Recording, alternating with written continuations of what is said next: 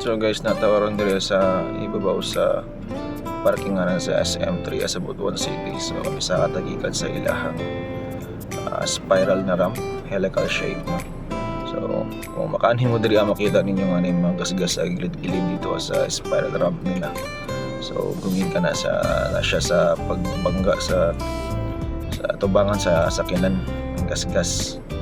So para ipakita na ako sa inyo ang pagsaka diri first person point of view, pagsaka diri sa ibabaw diri sa SM parkinganan nga spiral ramp.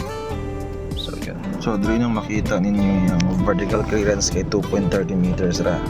So diri pasaka, pwede mo pahinay-hinay, pwede po paspas, hindi kung sa gusto ninyo, pero dapat tanaw gid niyo ang isig kakilid sa inyong sakyanan, labi na sa hood digid mo sangko dira sa isig kakilid sa kanang spiral ramp dira.